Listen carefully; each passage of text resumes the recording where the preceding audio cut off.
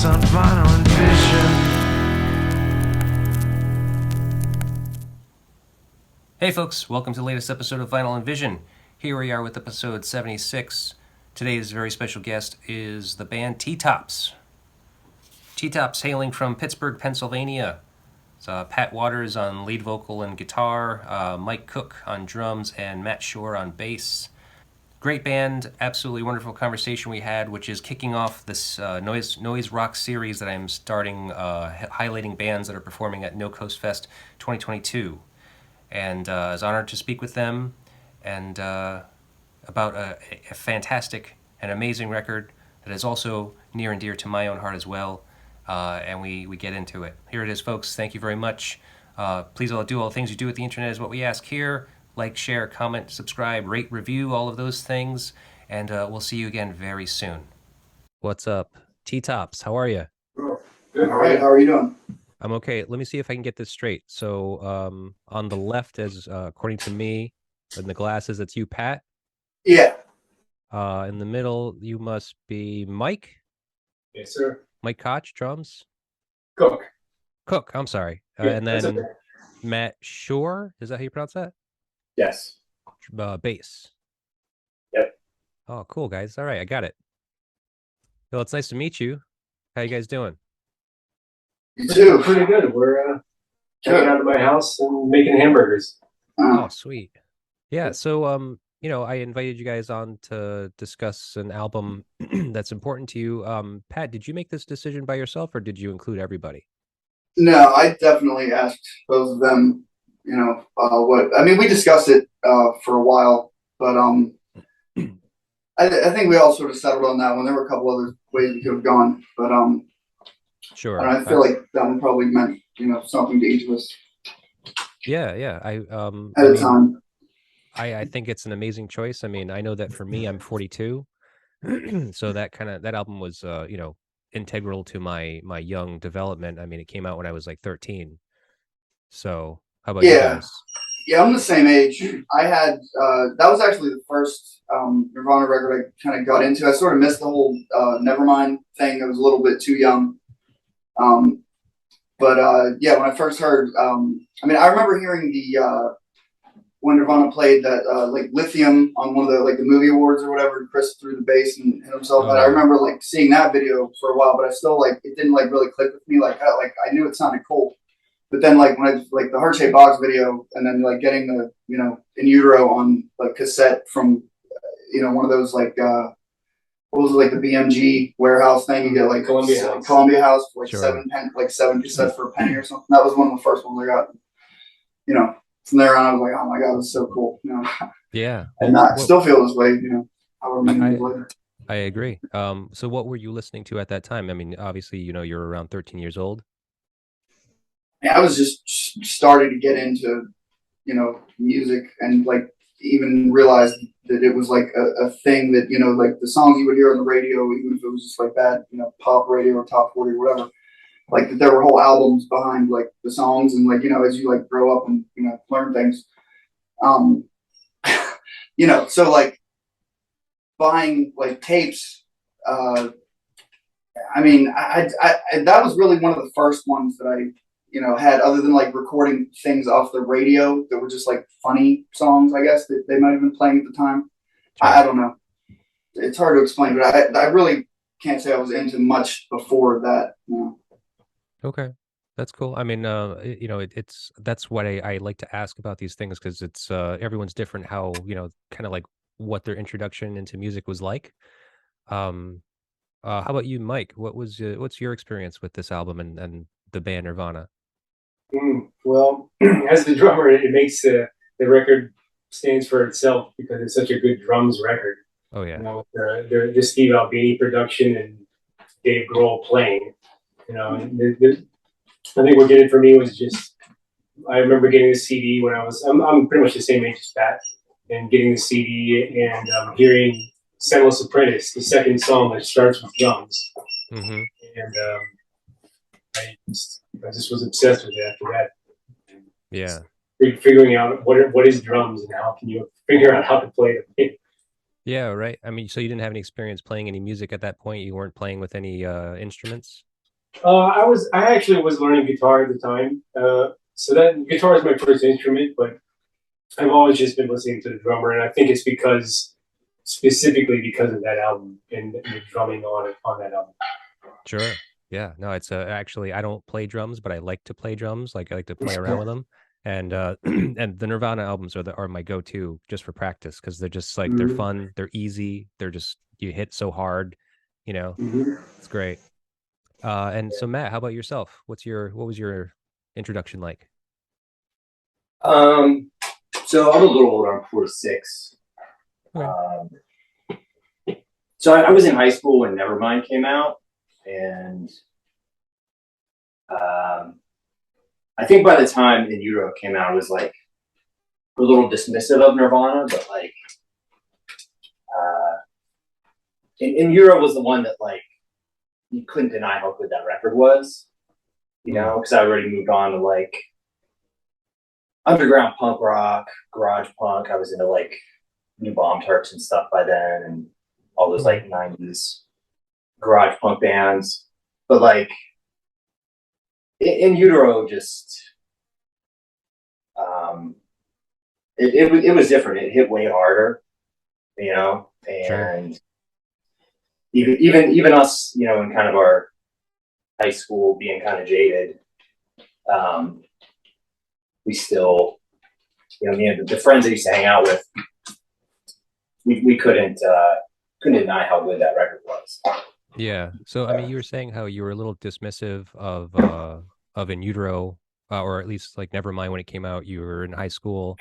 You already had a sense of like kind of what garage rock or punk rock music was, I think, or Yeah, I mean, you know, by the time I was in high school, I was listening to it was early '90s, so like Naked Ray Gun, and Bad Religion, and Misfits, and Dead Kennedys, and all the like gateway punk bands from that era. You know, I mean, I already right. was aware of a lot of that stuff, and it was like stuff that you couldn't hear on MTV or anything, and Right. kind of, you know, that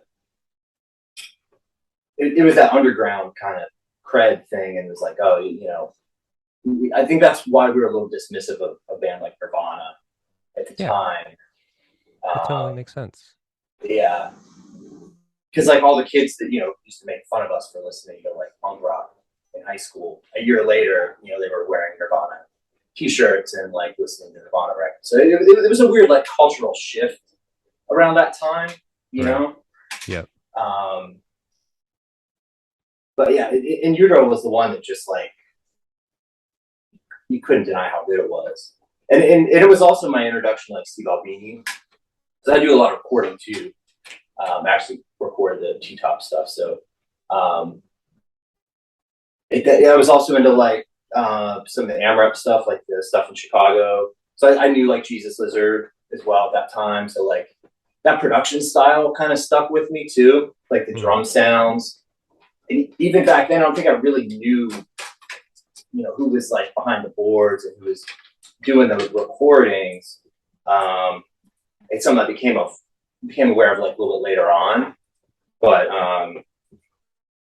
it was definitely a formative experience as far as like the kind of aesthetic, the kind of like sonic aesthetic that I would be drawn to like later on, and you know, my musical career, so to speak, or whatever. Right. Yeah. I mean, if you didn't know who Yeah. Steve Albini was at the time, I mean, obviously this was a great introduction. And then, you know, as you get older and kind of develop and learn more about music and kind of explore more bands and stuff like that, you realize, oh, he's been all over all of these records, which are amazing. You know, obviously, Kurt Cobain was a huge proponent to advocate for the smaller bands. You know, he was always, I remember as being like an 11-year-old when Nevermind came out, thinking like, oh, this guy is so cool. He's like telling me about all of these bands that I should know about that he likes, you know, that I would have never heard about otherwise.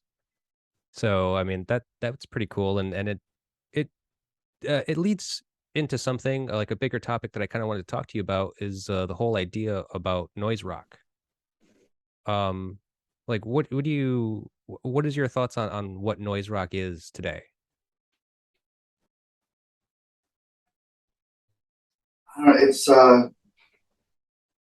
first of all, I don't, it's hard for me to categorize. I don't like to, try to pigeonhole something too much or try to define something, I guess, like too specifically as far as like, to me, a rock band is a rock band. If there's a little bit of noise rock to it, like I'm not going to, put them in a whole different category, or if there's like a little bit of noise, I'm really not even sure. I mean, it's a good question. I'm not really sure like what the definition of, noise rock is, but when you're listening to something and you hear like a little bit of extra, noise and like there's some like screaming and something sounds like there's like either a pipe broken or, water running that shouldn't be like something, with a bunch of static behind it.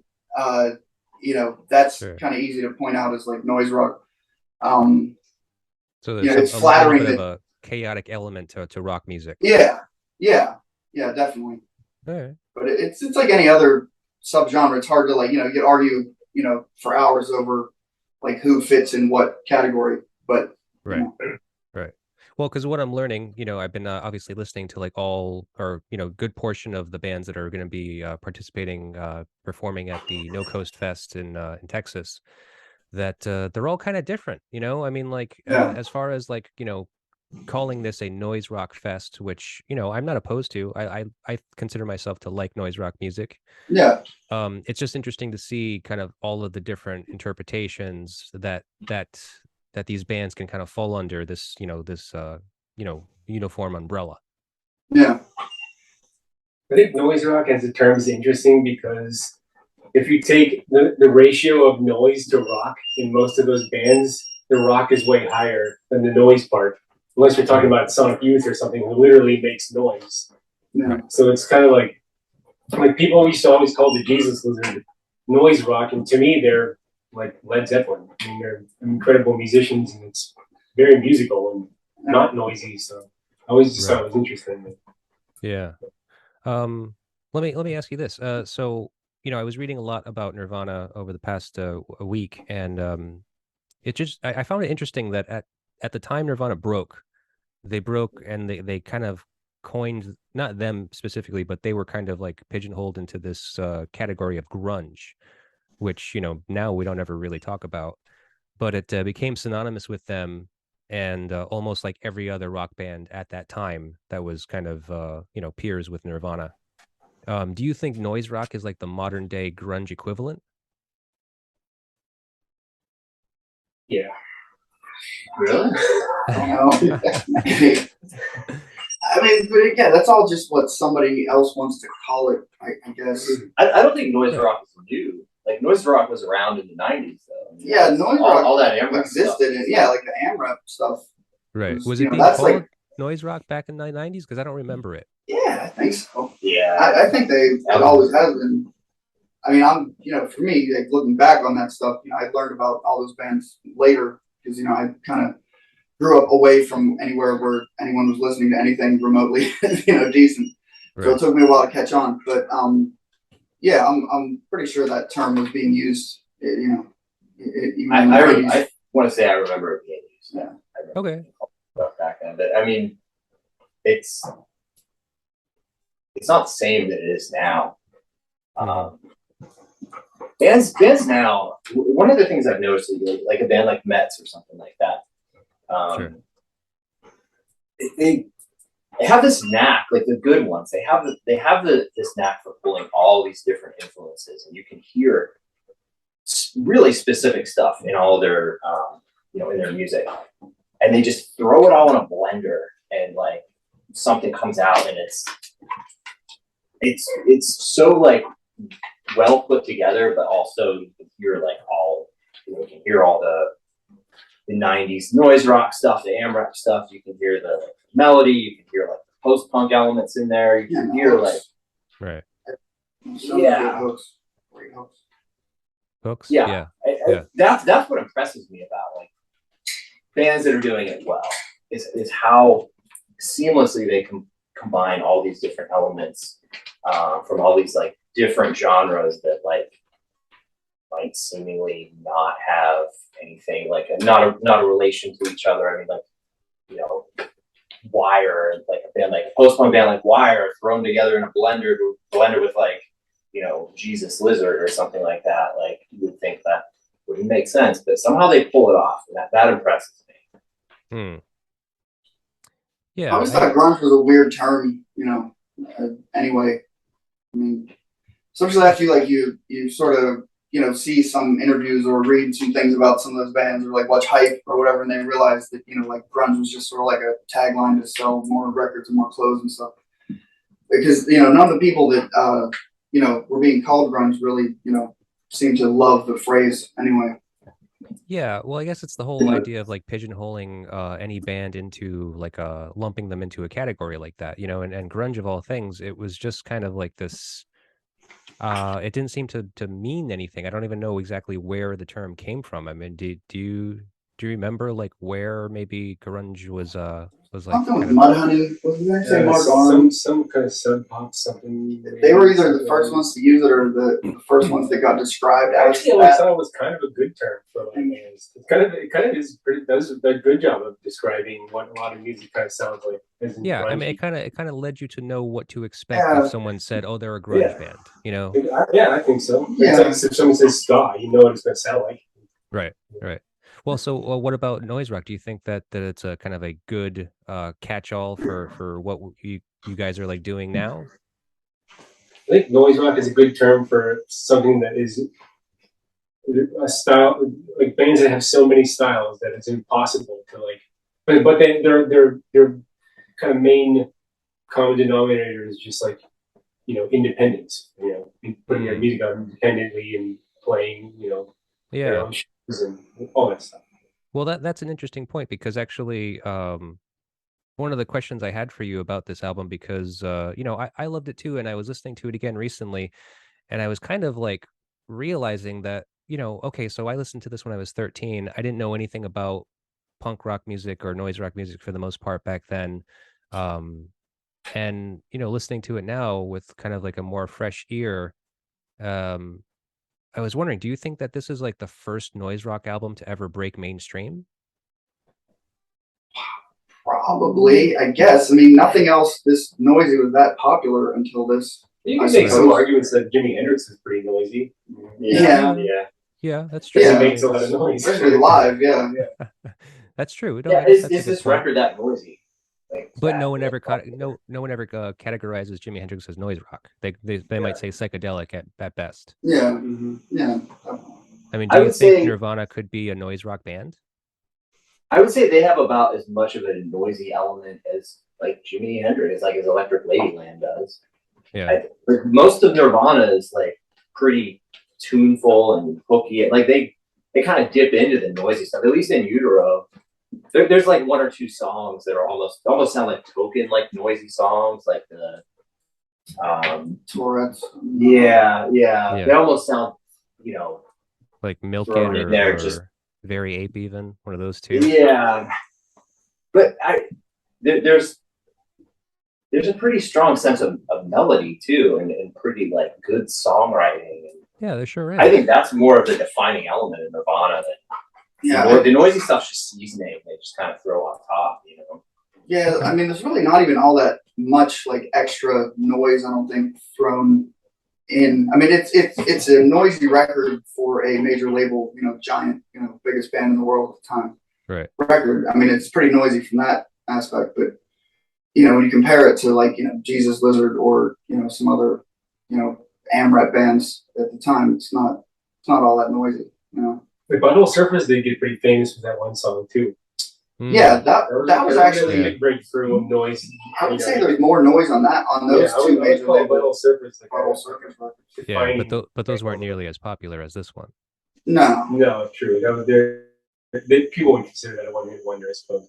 Yeah, Yeah. people that only know them, I guess, from that video. Yeah. Right. Yeah, I mean, and it was different style too. I mean, like that song Pepper, I believe it was what it was called, right? Yeah. It wasn't really representative of what the Butthole Surfers did No. in reality, Yeah, that's kinda- why they didn't get more famous. People delved into their back catalog and they're like, horrified. Yeah, right. It's You awesome. found a lot of Butthole Surfer Great. CDs on the used racks when you went to the record stores. Yeah, definitely. So I mean, like, now See, because I was looking at this at a very different way, and I wonder if you can kind of like see where I'm coming from. But like the whole coined grunge term in the '90s, and then all this like, explosion of all these bands from Seattle specifically that that kind of like, heralded all the praise from that label. Um, I feel like it's kind of juxtaposition to what noise rock is now. I mean, do you think like noise rock has the potential to like have at least one band from the noise rock demographic to sail to the top and actually like achieve mainstream success? No, What about Idols? Do you think they could I don't think do like a thing? Idols Yeah, they isn't kind of one. fit, don't they? I wouldn't Idols consider isn't Idols. noise rock? Yeah. Kinda. What's mainstream success too? Like, Are they not? I would say that I hear noise rock elements of Idols. Yeah. I mean, agree. Elements. can Idols get as big as Machine Gun Kelly? Oof. Yeah. Yeah, I don't know. I mean, they seem to be doing pretty good already. I mean, it's weird. Yeah. It's Well, kind of hard. My question, like, what's your measurement though for mainstream success though? Mainstream That success, kind I would of- Yeah, imagine. you're talking about an iconic record that people talk about 20 years later, or you just like a successful record for the time? Yeah, I think successful record for the time, like Pepper by the Butthole Surfers is a good example. Like you consider it a one-hit wonder because they had that one song that a lot of people knew because it had radio airplay, MTV airplay, and so it kind of reached a broader audience. Nirvana. I mean, Nirvana was huge. Nirvana was like the top tier of musical success. I consider success to be kind of. I mean, I personally, I consider it like being able to live off of it. Like if you can do that as your job. That sounds fair, yeah. But I don't think that that's like a mainstream success. I think mainstream success, you have to have at least like a gold record or something like that, which means 500,000 sales at least in the US. Yeah. I don't know. Yeah, it does seem like maybe people are a little bit more timid now than they used to be 20 years ago as far as accepting more extreme music. Yeah. But Did you say I think timid? they're growing up, and I have faith. I have faith in people growing up that they're going to Yeah. the torch will get past them and they'll do something good with it. Right. I'm a little more pessimistic now. I don't think. I think there are great bands out there. I think Well, there are. But as far as mainstream success, like, Yeah, but those great bands getting, huge or even like yeah, mainstream success. If you want to talk about like whatever, a lot of plays on Spotify or selling a lot of records or whatever. It's so mainstream music is so formulaic and watered down. And, focus group tested. yeah, It all was that. just that void of 1991 anything. too, and that's when Nirvana came along. That's why Yeah, but that's part of the reason they're so cool. It was such an organic thing to break through all of the bullshit. It was a Yeah. different environment too. And- It was not quite. And plus, people were ready. At the time. I don't think there'll ever be another band like Nirvana, just like bust everything wide open. I don't think it's No. possible. No, Yeah. I don't think it's Huh. possible at all. Okay. Yeah. I mean, bands can get big, sure, and play, to several thousand, seats or whatever, standing Right. a night, but they're not gonna get. To become the biggest rock band in the world, I don't know. Some like a bunch of like, punk kids from some nowhere town are gonna like blow it up like that again. I don't. Right. I just don't see it happening. Right. You know what? You actually kind of opened my eyes to something. Is that I don't know if like it's possible for any band to really succeed at a massive like mainstream success level, like because it's either you're like like Post Malone and like Jay-Z like high up there, because then even like the successful bands right now, like successful noise rock bands as of the moment, you mentioned Idols, you mentioned Mets, Lightning Bolt is probably a good example.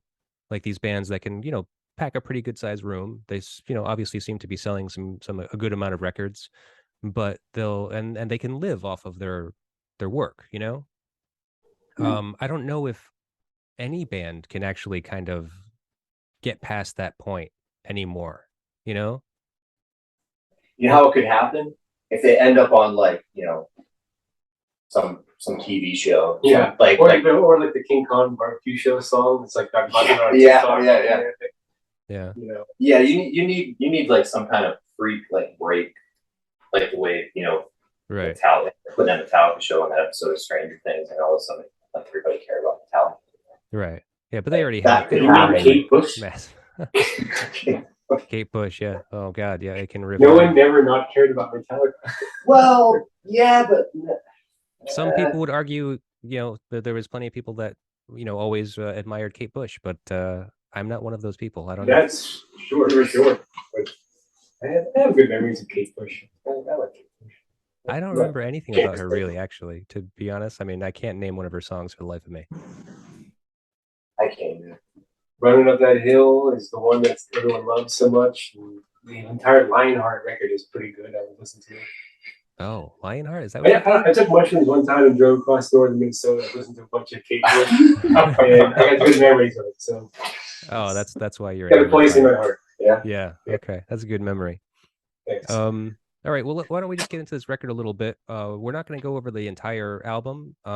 Just got a few like bullet points to mention of some tracks down the list. But the first song is "Serve the Servants." Great opening track, right? Yeah. I love that song so much because of the drumstick intro that they left in. I love that since the first time I ever heard it when I was 12, 13, whatever I was. I don't know. Yeah. I just love when you can hear it and click the song in. I agree. And there's a lot of like little weird, like, you know, in-room noises that you hear, a lot of like weird little mistakes that would normally be kind of brushed out of a major release like this. Yeah. But yeah, that is a great one. Let's see. What I have here is that John Mulvey of the NME wrote that any album that kicks off with a song as beautifully bludgeoned as Serve the Servants and a line as tellingly funny as Teenage Angst has paid off well, now I'm bored and old, must have something going for it. But here, at least, Nirvana metaphorically wipe their arses of old Nevermind sleeves with a little wit to leaven the whinging bitterness. That's a mouthful. Yeah. Wow, I'm gonna get this guy right by Whinging bitterness.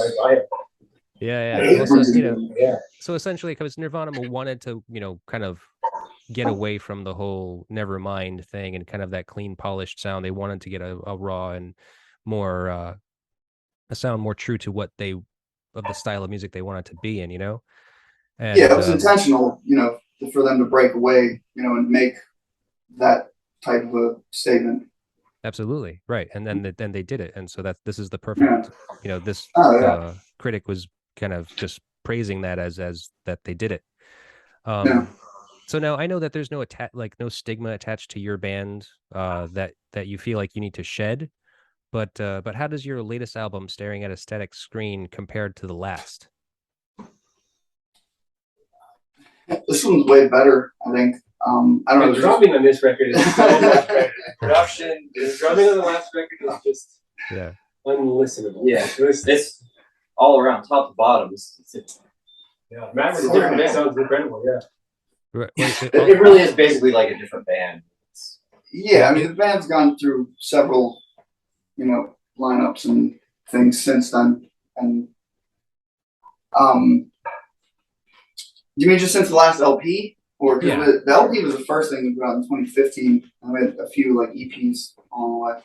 But yeah, I don't know. I think we were able to with this one. I don't know how to say this, not sound, you know, weird, but like realize more of like the vision of like, you know, what I want to go for as far as like, you know, louder, noisier drums, and plus drums and, you know, everything, just production and you know, just all of it. But also we had, you know, a lot of songs, you know, ready to go. More songs, I think, ready to go at the time we recorded this one, which now has been probably 3 or 4 years ago, possibly. I'm not even sure. But the first one was a little more hastily strewn together, I think, just to try to get something out when we had the opportunity to. And looking back, it was, you know, maybe we would have thrown a few different things or more things on there. You know. But also, just to be clear too, we were totally joking about like saying the drumming and the production. that was a joke. No, we're not trying to throw shade on. This is the first record I played on. That's why. So right. Well, because I thought, I think there was a band change, right? Like, did you guys all play? You guys didn't play on the last record. No. No, the Static Screen record is the only one the three of us are on. Okay, even in Yeah. comparison to the splits and EPs you did.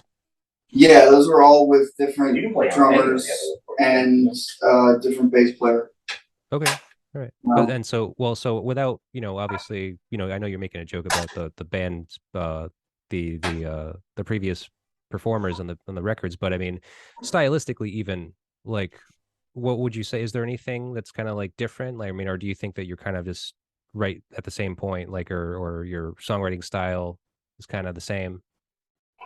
I mean, I think there's like I said, I think the songs on Static Screen are a little more maybe thought out and well put together. Since if we're comparing it to the first record. Right. Didn't you say you were listening to like a lot of sleep or like you were trying to write like Not for the one for the old 10-inch, yeah, I think Sleep may have influenced the song on the 10-inch record, but I think it's just more dynamics on it. Become more quiet and loud as opposed to maybe some of the older stuff that's just all loud. Yeah. Yeah. Well, it's a great record. Let me just start off by saying that. I mean, Thank you. I've been listening to it and it's an awesome record. And as a matter of fact, that reminds me, are you guys in fact going to be opening the festival? I believe so. Yeah, I think we play first on Thursday night. Wow, that's kind of a lot of pressure, isn't it? On him? Yeah. First band on the big fest. No, right? I'm just. I mean, I'm looking at it more like fun than pressure. Yeah. I don't know. Yeah, I mean, I sure. think it'll just be. I mean, at this point, I kind of, I hope everything goes well, but I mean, I'm very pessimistic, and I'm, in my head, I'm thinking there's, I'm just imagining all the million things that can even prevent us from getting there, Oh yeah. before I can allow myself to worry about actually playing it. Right. Well, I mean, I think your music's awesome. I think that you guys are Thanks. an extremely exciting band. So I think that Thanks. having the opening slot is probably the best way to kind of kick off the show, Yeah, I'm happy with it. We're just happy to be a part of it. Yeah, absolutely. Makes me more excited when you say that. Yeah, definitely. Okay. Yeah, seems to be a lot of excitement about the fest. Yeah, I think so. I mean, great bands playing. There are, and you know what, and that's kind of like goes back to what I was saying before about like the whole like noise rock thing is that, I when has there ever even been a noise rock festival in the past? Yeah, well, I mean, AMRAP, I guess, has done some, things out in Minneapolis or whatever, but and I think Jeff's been doing this specific one for, I don't know how often it happened during, the two heavy COVID years, but I think he did it. I think this is at least the third, maybe. I'm not 100% sure. Time we've done this. I'll have to ask him myself, but I'm not sure. But yeah, it's definitely early into it, and I just think it's great that it has the possibility to have a festival. That Oh, you yeah, can it's actually great. even do that. Yeah, and being that it's 4 days, I don't think it's ever been 4 days before. So I think he's always capped it at 3. But he's put on the extra day this year. But yeah, but yeah, it's if everything goes well, we get there and everything. Yeah, it's gonna be a blast. It'll be great. I think so, man. I agree. All right, well let's let's move on to the next song, "Scentless Apprentice." It's the drum beat that I learned how to play drums with easily. I could probably play it in my sleep just from practicing it over and over and over again. Yeah, man, I love it. I mean, it's so good. I love that Dave Grohl has like such a tasteful style of playing. Like I know that he always kind of said that he and Kurt kind of both specifically said, let's try to make this music easy, like make it as simple as possible, but still compelling and heavy and all that. But it's just like those little things, like just that first measure of the drum beat, like the pattern goes like he hits on the snare, and then like the fourth one he hits like on the snare and floor tom or something like that. Like it's a weird flam. Exactly. It's so awesome. I love it. It's one of those great mysterious things to listen to when you're young and you're trying to figure out what you're hearing. Right. Yeah. Would you say Dave Grohl is the John Bonham of this generation? Of the grunge era. I would say absolutely. I would say he certainly wants to be. Yeah. I just like the fact that he makes up drum parts too. You know, like, a lot of people keep the beat, or a lot of people are kind of real busy, but he plays something that's like a part. It's, you know, almost like the guitar play part. So it's kind of, I think that's why it's more interesting. Yeah, I've always loved, you know, that Nirvana drumming. Right. Yeah, I do too. I think that's kind of something that I think is incorporated, or at least like, you know, kind of maybe part of the discussion of like noise rock is like the way that bands sound. Because like, you know, they specifically went to Steve Albini for the production to get the sound that they wanted, because they kind of get more of like the live sound that would represent their band better. And so you got those drums. Those are very kind of like typical of like noise rock bands, is that kind of not necessarily in the front, but definitely heavier, definitely more accentuated. You know, I don't want to say tinny, but just booming. Bass, obviously, like a good low end, but a little chunky, little like trebly, you know, so you can kind of like hear the strings kind of like clanking. And then obviously the guitar, it depends on the guitar player, but you know, I think it's very typical for aluminum neck Travis Bean style guitar players. That's kind of synonymous with noise rock. But I mean, Kurt didn't play one. Obviously, you could get away with a Stratocaster or something, just weird high ends, weird noisy solos, stuff like that. Yeah. I actually had and not to brag, but had the privilege of recording in that studio where they recorded Pachyderm? Pachyderm Studios.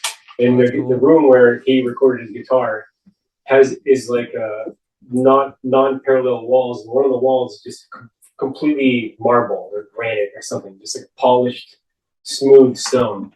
Really? And so it's, you get, and if you play guitar in there, you can almost hear the similar echo, like how they recorded the room, you know, in that record. If you just kind of like are playing in the right spot, it's just kind of ghostly and awesome to just stand there and hear it. You know? Right. It's a cool place. It sounds like it. I mean, that's interesting as hell. It's in Minnesota. Yeah, it's kind of like recording in a bathroom, right? You get all that kind of like weird Exactly. natural reverb. Yeah. But it's like, awesome. You know, it's purposely not parallel, so you get this non-equal, you know, sound ricochet, whatever you would call it, and but it sounds very particular. Interesting.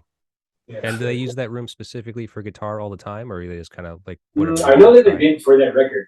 Like they use that room to do all the lead parts and rhythm parts and everything. Oh, okay. When you go there, everybody was like, you know, has all the answers in the world you have about the recording session of In Utero. So walk you through everything. Cool, man. That sounds great. What a great experience. All right, so Scentless Apprentice. This song represents a new era of songwriting for Kurt. The song is based on the novel Perfume by Patrick Suskind. And so lyrically, that's Matt's favorite book. Is it really? Have you read it? Yeah. No? You have watched the movie? I guess they made a movie about it too with what's her name? Can't remember her name. That beautiful blonde from King Kong. Jessica Owen Wilson? No, I don't know. I can't remember. Jessica Lange? Is that right? Jessica Lange, yeah. The original, the King Kong from the 70s with the dude. 70s. Yeah, not the 50s or 40s one, whichever one it was. So let's see. So it keeps fairly true to that story in a poetic way. Whereas prior he would work mostly with cut-ups of pieces of random poems and lyric fragments he had. So what do you think was the farthest reach for you on your latest album? Like where is your like least comfort level? Like where was your farthest reach on the record?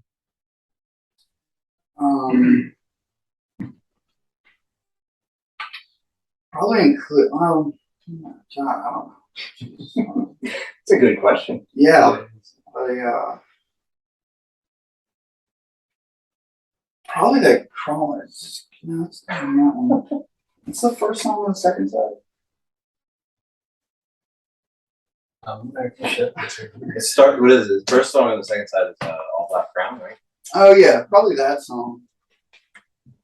This doesn't have a full listing. Oh, this has a. I don't know. That's not. That's actually the last song on the first side. God, I don't know.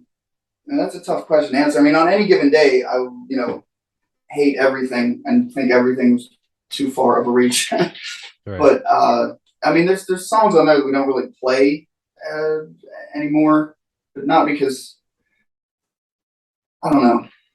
As far as answering, what was too far of a reach, I'm not 100% Yeah. sure what I would What consider. about the middle source bridge part of Burn? That's the first song, right? Yeah, Burn. yeah, that's like Like, a weird. it's not like it's bad, but we're just like trying to do a bunch of stuff to try to give it more Yeah, and we sort of. substance or something. Yeah, and it kind of. I hope it doesn't come across as like a weird like breakdown part. It sort of does in hindsight. But that's kind of not the way I meant it at the time.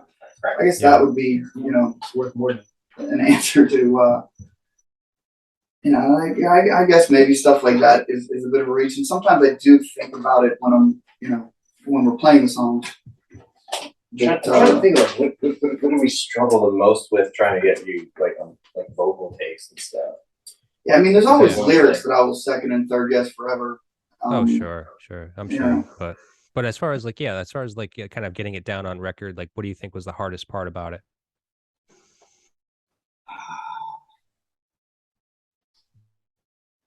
Probably getting the vocals right, or at least to a place that I like them. I mean, that's always the hardest part for me, anyway. What about like tracks like full blown woman in feathers? Like those are probably the noisiest, kind of like most chaotic tracks. Yeah. On the record. I don't remember anything particularly difficult about like tracking those vocals, but did you struggle with them? It's in some ways, sure. It's not like I just walk in and knock it out and like one take and it's like that. So so I mean, there's always a lot of rethinking while doing the vocals and Sure. Yeah. I feel changing things and rewriting. Yeah, I feel like there's a lot of pressure on the singers all the time because it's like that's the last thing you do. It's just like you have an awesome record and then you're like, oh, now I gotta fuck this up and like sing on this. It's great. Exactly. Yeah. All right. Well, I think that's good.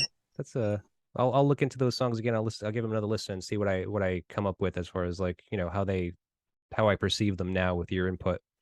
Okay. All right. So let's move on to the next song, Heart Shaped Box. I didn't like this song. I don't really. I was not into Heart Shaped Box. I thought that was like the weakest song I've ever heard. That one. Which song? Yeah, I love that song. It's incredible. You think every time it comes on the radio and like whatever the local rock radio station, it still stands out like. Oh yeah, it's way more. And it's like anything from radio. Appalling that was like a #1 song. When you think about what you hear as #1 song now, what is it? Yeah. I don't know. Oh, God, I have no idea. It's definitely not someone talking about eating cancer. Yeah, no, to get those lyrics on the radio, that was cool. Guitar solo is like very abrasive sounding. Yeah. It's like also cool about all the guitar solos on not all of them, but most of them on In Utero are just random noise, whatever that he's making. So it's impossible to learn what's happening. So when you're like listening to it when you're younger, you're just trying to figure out how to play those parts that are unplayable, and sometimes you come up with something interesting on your own. Yeah, that's kind of leads into kind of songwriting for the most part. Sometimes you try to learn something and you can't. You're just like, oh, this sounds cool too. I'll just use this. Yeah, this is the way my dumb hands do it. So I guess nothing else. Sure. So I don't really have anything to say about this song. It's their biggest song on the record, but there's one thing that sticks out to this song about me, which is actually from my own personal history, was that I was never really good in school. Like in high school, I by the time I reached my senior year, I nearly flunked out. Like I just didn't give a shit anymore. I was just so fed up with everything. But I had a few teachers that really kind of stuck out to me, and usually did or said something that kind of stuck out to me. And usually for some odd reason, it always had to do with Nirvana. So in my senior year, my creative writing teacher, this woman named Miss Morenzi, and bless her wherever she is. Sounds cool.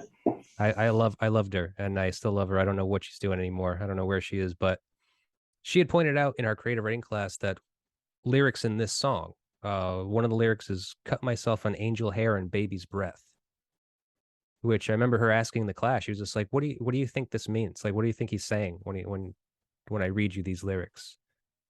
And then no one knew. Everyone was just like, I don't, no, I don't really know. And she's just like, I'm sensitive, I'm fragile, I'm delicate. Like if I can cut myself on angel's hair, like what is angel's hair? It's a fragile, thin, fine pasta. Baby's breath. It's just like what's softer than that? Yeah. I mean, I think any of his lyrics are open to interpretation. Of course, yeah. I And there's a think lot to interpret on this purpose record. that way. Yeah. Yeah. There's a lot of different ways you can interpret things. But I don't need to be laughing at your question. I was just thinking of terrible things that I could say that to the question, what's softer than baby's breath? I won't say anything. We're just juxtapositioning too, just like putting it in a possible situation, like getting cut on something that you can't, just couldn't get cut on, or something that's too soft, Right. But I mean, I think that it made two things against each other as cool lyrics. But yeah, he was just so able to do that in a way that all of his lyrics just sounded so cool, and like even if you didn't know like what he was talking about, it was just like, oh yeah, that's like the coolest thing I've ever heard. I'm gonna scribble it on all of my notebooks.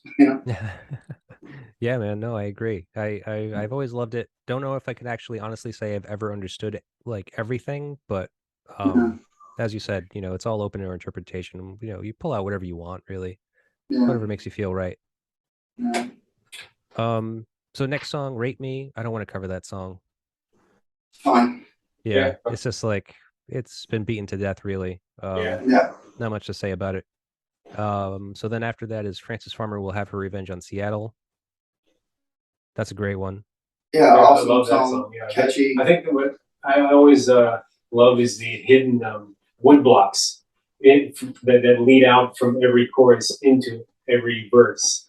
Oh yeah. If you listen to it next time, you listen to it, there's wood blocks back there. Oh yeah. Right. I always kind of thought it. I thought it was like Toy something Toledo like or that. something. I don't know what it is. Yeah. Okay. Yeah. Right. Yeah, there is some weird stuff in here. I mean, for the most part, for being like a really raw record, I mean, for the most part, this was recorded all live, but they did do some weird like overdubs that were kind of hard to place, I think.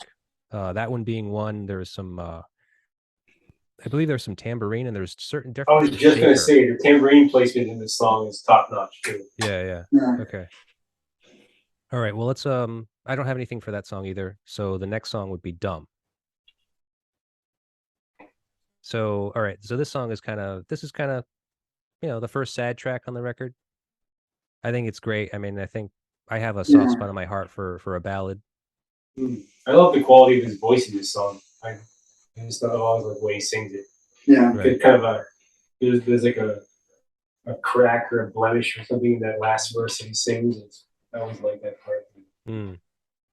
I agree. I mean, I think it's a very touching song, and Kurt's daughter, Frances Bean Cobain, actually offered her own interpretation of this song in an interview with Rolling Stone, saying, "I cry every time I hear that song. It's a stripped-down version of Kurt's perception of himself on drugs, off drugs, feeling inadequate, to be titled The Voice of a Generation." I have to say I agree with that sentiment. I mean, as a matter of fact, the part I love most about this song is the weird dynamic at the end where, he sings the lyric, "I think I'm dumb or maybe just happy." Yeah. And there's this like kind of throughout the song, there's this back and forth of this like, well, like, am I dumb or am I just happy? Kind of implying like, well, being happy is kind of dumb, or vice versa, or like, if you're truly happy, you're being kind of dumb. Yeah. Again, it's hard to know exactly what he meant. I'm not going to disagree with his daughter, though. But DNA don't lie. Yeah. Yeah, I don't. I mean, it could. One way you could interpret it is just like one of his like sly backhanded, ways of saying that if you're, you know, happy, you don't really think about things enough, or, you know, Or it's it's just just like a a dumb redneck just like kind of thing. ignorance is bliss. Yeah. Exactly. Banning on that idea. Yeah. Yeah, no, he definitely was quoted somewhere. I don't remember the quote exactly, so I can paraphrase. Is that you know, like he wishes that he could be just as simple as everybody else and be like, you know, entertained by like watching 10 hours of TV or something stupid Yeah. like that. Yeah. So I guess it leads me to ask you the question, like, would you rather be blissfully ignorant or painfully aware? After being too painfully aware for too long, I would I would love to taste some blissful ignorance. Yeah, But right. no, I don't know. What happened? The worst is if you're painfully ignorant. I mean, that's just. Yeah. I mean, to choose between the two, I mean, you'd have to. I would rather not be dumb. I suppose. Not that I'm a great scholar, but I would have to choose the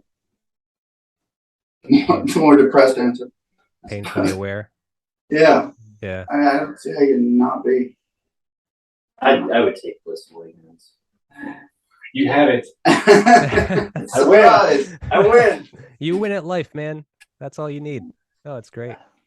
No, I agree. I mean, you know, it's a fine balance, a delicate balance, you know, of like kind of trying to be up on things and kind of be aware of like all the horrible shit that's going on in the world and being able to process it without wanting to kill yourself. Yeah, that's the other part. It's so hard to just look at everything that's happening. Every day the news just gets worse, and it's like, oh God, you know. Well, exactly. I mean, and that's what he lived, you know. I mean, that's like the thing is just like, I mean, you know, you can say that his fame was kind of, you know, part of the problem because, I mean, you're under a microscope by people you don't even know, like, you know, like. Yeah, to be. I mean, no one could imagine what. Maybe very few people in the world could imagine what it's like to be that famous. You know, like all of a sudden from coming from a small town. I mean, that's. Right. You know, I'm having some very real like internal conflicts about whether he actually wanted it to. I mean, I think that was a big struggle with like not being comfortable with it at all. There are a lot of people that get famous and love fame, or at least like the idea of being famous, but maybe struggle with some, you know, invasion of privacy stuff. But like, I think because he was like, you know, he came up listening to punk rock. He was like a punk rock kid, right? That he had like he was conflicted about like I hate myself for doing what I'm doing, but I also like want to be like, yeah. I don't know. I actually see where I'm going with that. Yeah. No, I mean, I read in a book actually by his former manager, Danny Goldman, I believe his name was. Yeah, I read that book. Look, you're right there. Do you have it right there? Really? Yeah, I have money. You know, like Kurt was full of contradictions because, you know, obviously he wanted to live up to this, you know, punk rock aesthetic of being, you know, kind of independent and grungy and, you know, kind of DIY, but he would also kind of keep track of sales and stuff. Like he probably knew sales just as good, if not better, than his manager did. You know, like he would. Really? I didn't know that. Yeah, I mean, he was like on top of it. You know, so it's weird. I mean, like, you know, fame is one thing, having to deal with like, you know, invasion of privacy from people and so forth. But yeah, there's some benefits to it, I guess. You know, I feel like it's possible that heroin might muddy some of that up too a little bit. Yeah. I'm not drug shaming. I'm just saying that it's part of the equation, you know, at the time. Oh yeah. Yeah, that and like, you know, depression and just like a. Yeah. And just constant boring too, man. Yeah, they play a lot of shows. That beats you up. Right. That's a hard life to live too. Not that I've done that much of it, but I've done enough to know that people fucking do it all the time. A little bit easier with Nirvana money though, you know. Yeah. Come out of on a bus that you're not afraid is going to break down, and if it does, you know, another one comes right up along behind. They didn't start out that way. I mean, they really have a very long period. But if we're talking about like fame, I mean, you know, they shot straight up. True. Like instantly. They did. That's got to be a lot to deal with for anyone. Yeah. They're having to change venues in mid-tour to accommodate more people because of how fast they rose to popularity, you know. Right. Yeah, no, it must be a mind fuck. It's got to be a mind fuck, you know. It's one thing to do it over all these years. I mean, like, you know, even Mets that they're celebrating their 10th year anniversary. you know, and it's just like, and they're not at that point, you know, but they're still, I mean, they obviously have a level of success where they can kind of know where they're going to be going as far as like, you know, the bigger venue, like, kind of know what their crowd's going to be. Yeah. Instead of just like, you know, bootstrapping it, like get in the van, let's see who shows up tonight, you know, that type of thing. Yeah, but I mean, they started that way too. You know, all bands Exactly. do, I guess. But Right. But it's like 10 years. That's like really gradual, you know, it's like they've oh been yeah, on this trajectory. yeah. Whereas like But they, I mean, I Nirvana, feel like they've been playing big shows for a while though. I mean, yeah, it's not like they're just starting to play huge shows. I mean, they,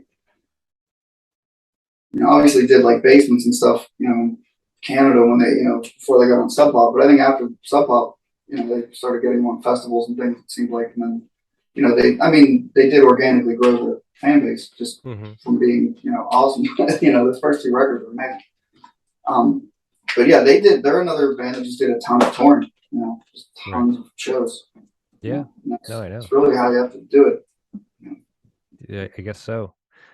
All right. Well, let's see. Let's move on to the next side. We're going to be on the B side of the record now, which I personally prefer. I think this is the stronger side of the record if you're listening to this on a record. Yeah. I would agree. Although Scentless Apprentice, you know, yeah, I would agree though, as a whole. Yeah, and actually that's kind of their thing. If you really think about their records, I mean, like thinking about Nevermind, I mean, the B side is the heavier rock side, you know? Oh yeah. Yeah. Same with Bleach. Yeah. Yeah. I that's just the way they planned their records, I guess. But so yeah, this side is great. Starts off with Very Ape. Yeah, it's great. Very is incredible. Yeah. Yes. So I mean, I think Catchy. I always love that it starts at like, I don't know if they just cut the tape so it starts in the middle in a weird way in the middle of it playing the guitar riff, but like it takes you listening to it. It takes you like a couple of years of listening to it to know when the drum part comes in and stuff. It's like, oh yeah, so it's I weird. think it's supposed to like throw you off it for some purpose. It's a weird off time signature. Like it's like a weird fill. It's like a half beat late or something. Yeah, I think it's a weird cut. Isn't it different on the Albini mix? Well, the Albini mix, I think that they cut that part, but they just leave in this like droning lead part that's over top of it. You know what I mean? The Albini cut is incredible. Also, have you listened to that? I think I have, but I think it's been a reissue from 2013. Yeah, I think I've listened to it like 2013 once. mix is a little bit different. It's pretty cool. Yeah. I've been listening to the original, the original mix. The original one is the best. It is surprising. I'm surprised that Albini's mixes don't sound quite as cohesive or something. Yeah. It's the original. I forget. Was it Andy Wallace? Yeah. That who mixed. No, Steve Albini originally mixed it, but then 3 tracks they had sent out to be remixed by Scott Litt, who famously works with REM. Oh yeah. So and it was all the major ones they tracks. thought would be the radio songs, Yeah, right? Apology, the Heart-Shaped Box, and something else. No, it was Penny Penalty. Yep. Yeah, it was the poppier songs on the record. Yeah, they all kind of got that treatment. Yeah. So let's see. So nothing to really say about Very Ape. I mean, I just think that this whole B side is basically the epitome of noise rock as far as like, you know, its connection to whatever noise rock is really. So the next song is Milk It. Don't really have anything for this song either. I think Milk It might be my favorite song on the record. I love Milk It. Yeah. It's like the epitome of like quiet loud. Yeah, right. Just the power of the drum fills between when the doll steak test beat parts. Yeah, and the simplicity. It's so simple. There's no little craziness. It's just like some kind of smack something and then grab something. It's very, very cool. Yeah, especially the drums. I mean, like it just that's what draws me to it every time. Is just like just listening to what Dave's doing, because like all those breaks. Yeah, like there's just the kind of what do they call that when you grab the cymbal, you kind of mute it? Yeah, like choke it. Yeah, and just like, oh, it's so good. So here's a joke question: is it doll steak or test meat? Which do you choose? I'm gonna go with doll steak because I don't really want to be experimented on with the test meat. Yeah, I would have to agree. I suppose Doll steak. Okay. doll steak. Unanimous. Animal meat. That's all. You guys deserve to be in a band. You're all unanimous. Yeah, you all agree on Did everything. you say double stack? I didn't Are say. you gonna eat the testament? I can't choose. I can't choose between them Yeah. both. I guess they test me as actual meat at least instead of the doll stick Systems. being just a hunk of plastic. Yeah, you just don't know what you're gonna get. That's what it Yeah. is. All right, so look, I'm gonna skip the other songs. I'm gonna skip Penny LT, Radio Friendly Unit Shifter. I love that song, and Tourette's as well. Both of those are two of my favorites. But I'm just gonna skip right down to the end for All Apologies. Weak. Weak? You think it's No, a I'm weak song? totally just kidding. I mean, it's it's a little softer for a record and a side that has a harder edge to it, but Right. it It's such an amazing fits. song. It's an amazing, beautiful, great song. You don't like the soft stuff. You don't like that. I like plenty of soft and baby's breath. No, I mean it's a great song, really cool riff. I remember learning to play. That was like one of the first riffs I learned how to play when I was like learning all of the Nirvana songs. That's sort of how I learned how to play guitar, anyway. So Nirvana. yeah, Yeah. like I learned how to play along to like all 3 or 4 records, and Sure. that's sort of like just went from there. I never took lessons. I just learned like with tablets or books and like figuring things out. Okay. Yeah. Pretty much that a makes clinic sense. on tasteful drum fills too. Yeah, You know, in the buried parts, the drum fills you just yeah, awesome. yeah. So I don't know about you guys. I was doing some reading to prepare for tonight to kind of like find out some research about this record and about the band. I didn't think I was going to because I was just like, I know this record, fuck it, I'll just go in there and I'll just talk about this record because I love it and I know it. But so I was doing some reading and I was just like, I really kind of got a little choked up because like eventually the books that I was reading, it got to that point where it's just like explaining his suicide and like kind of the aftermath of that. And I just remember like looking in this one book. It was like the book from Rolling Stones, compilation of all the interviews and stuff. And just like the photo of like this girl just like crying, and she's got like braces. You can see her braces, and she's just like beside herself. And I remember, That was me. yeah, no, I remember when I was 14 and then getting the news and how fucking devastated I was. I mean, where were you guys when you heard? I was sitting in my parents' living room and I saw the MTV News, and Oh, yeah. Kurt Loder told me. Yeah. Right. I honestly don't know if I remember the exact place I was. I'm sure I saw it on MTV at the time. I remember more actually, where I was riding in the back of my stepfather's Jeep when I heard of his overdose in Rome on the radio. Oh yeah. Yeah. Right. A couple months before that, or weeks before that, whatever it was. Yeah. I think That it was weird because I was like, oh man, what would happen if he died? That would be terrible. And then, right. Yeah. And then sure enough, yeah, then he finally does, like shortly after. It's horrible. Yeah, it's terrible how it all works out, but when obviously they're going to point to that song, because it took on a different meaning after it's that. a sad song, and but it's it's beautiful, and after something like that happens, it's everybody can point to that as like the farewell or whatever, or Right. But it's the best farewell. Like I was thinking actually about this the other day because I was listening to you guys know Purple Mountains, the Silver Jews. Yeah. The Silver Jews. Yeah. Oh yeah. David Berman was the Silver Jews and moved on to the Purple Mountains. He committed suicide a couple of years ago. Yeah. And that record is an incredible pre-suicide record. As morbid as that sounds. Oh really? Yeah, I know what you mean. Yeah. Did he mean it that way though when he was writing? I think so. Yeah. Yeah. Mm. I don't know if he said. Do you think Kurt did? I don't. I don't know if he meant it or whatever. But Yeah. Yeah, I mean that's on the bright side of suicide is written. He said it. Yeah, look on the bright side too.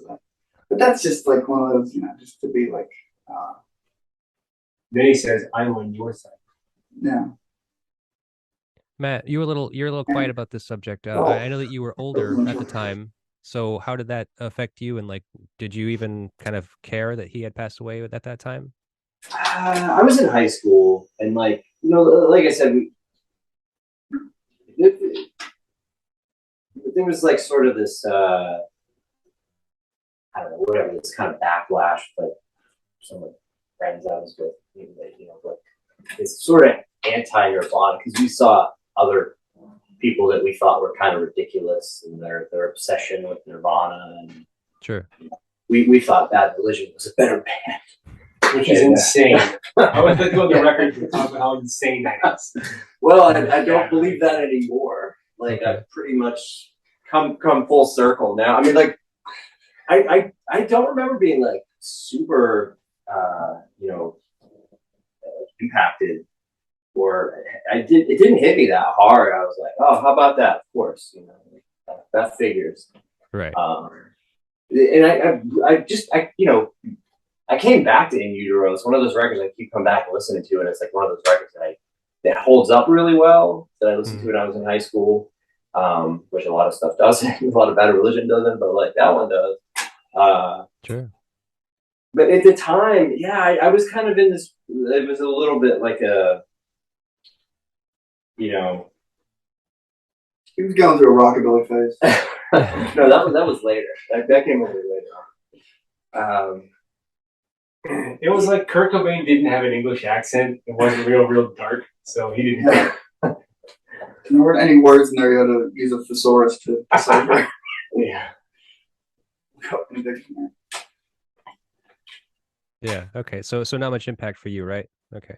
I wouldn't say that it did. I wouldn't say that it did. And it's funny. I look back now and you feel like more sad about it than I did back then. Like now I feel like, yeah, that really was tragic. That really sucked. Like, damn, he was talented, but back then it kind of didn't impact me as much. But I was young and dumb, so Yeah.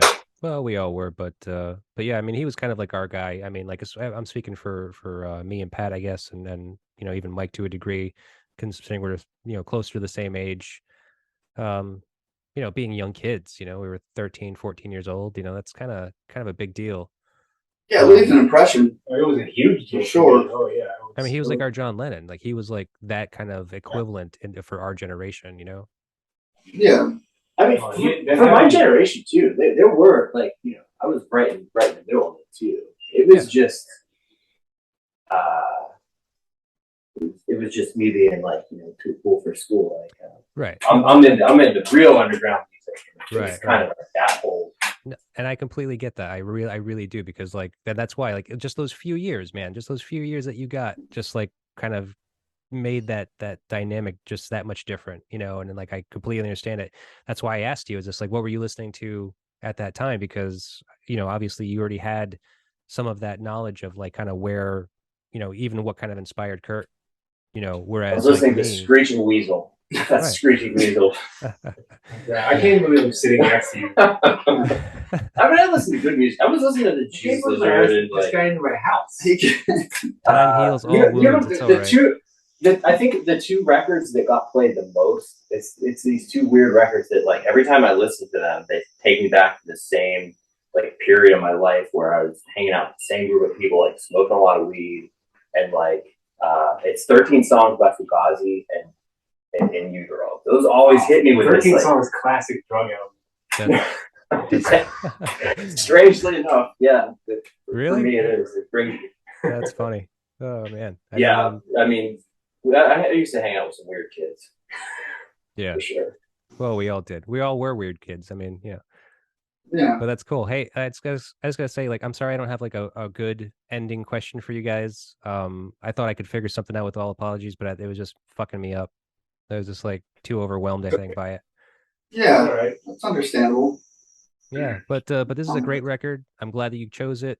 I'm glad that we could talk about it for a little bit, because very important to me, obviously very important to you, and yeah, it's a classic, and I think that it actually kind of is such a like perfect like connection into the style of music that you guys do, and the No Coast Fest and all that stuff. Thank you. Yeah. I'm proud that it's still part of my main influence. So it's the best record of all time, hands down. Wow. Yeah, it's always been a super important, definitely, you know, one of my favorite records, if not my absolute favorite. I mean, like I said, it was definitely the first one that, you know, opened my eyes to like wanting to make noise like that and play guitar, and Right. you know, going from learning the songs to starting bands, and you know. Yeah, for sure. I mean, I can tell. I mean, it's definitely impactful on you. Yeah. All right, guys. Well, hey, thank you for having this talk with me, and I'm looking forward. Thank you so much for having us. Absolutely. I'm looking forward to seeing you in Texas.